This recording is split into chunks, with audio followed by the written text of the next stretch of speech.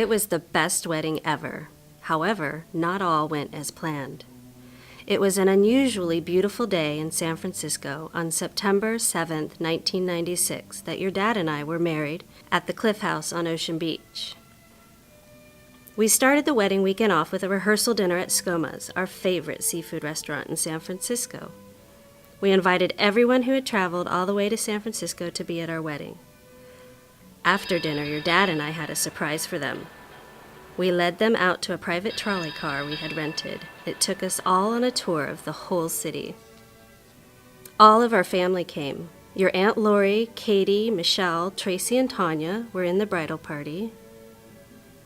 RJ, Ken, Cam, Greg, and Will were in the groom's party.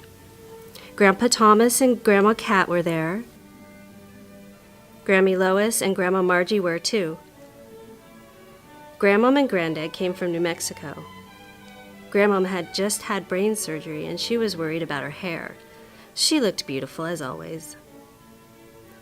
The next day was our wedding day. I had my bridal party photos taken at the Palace of Fine Arts. Here we were, all lined up, smiling, when a Japanese tourist jumped in the picture so her husband could take a picture. "Hello, we're trying to take our wedding pictures here." Shortly after the pictures, we went to the Cliff House for the wedding. Granddad and Grandmom walked Dad down the aisle together. Grandpa Thomas walked me down the aisle to Pachelbel's Canon in D. I hadn't even thought of crying, but as soon as the song started, I bawled. We could hear Laughing Sal from the Musée de Mécanique below, so that kind of lightened the mood. We stood looking out over the Pacific Ocean, with Reverend Tim guiding our vows. All was good until it came time to get the groom's ring out. The maid of honor realized she didn't have it. "Really, Michelle? You had one thing to remember." It was fine, though. We laughed while we waited for Cam to run in and find the Zales bag, and the string quartet played. After the ceremony, our photographer took so many pictures. The wind blew my veil around, making for some crazy but fun pictures. Luckily, we got plenty of great photos before the seagull pooped on me. Uncle Rick came to the rescue to clean it off. Everyone says it was good luck, and I think they're right, because just look at us now. The veil came off and we entered the reception, to everyone's surprise, to the throne room from Star Wars.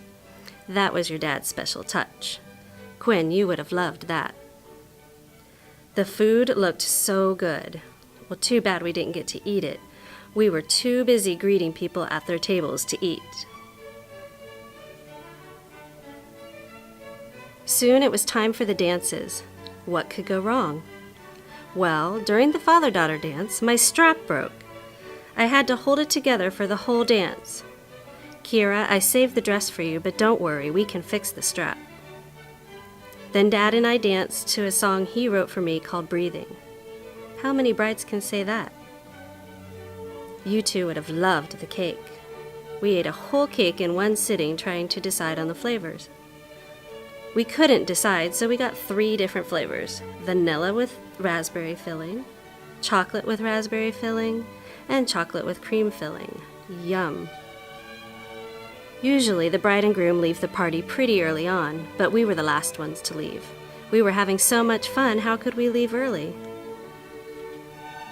Maybe everything didn't go exactly as planned, but I wouldn't change a thing.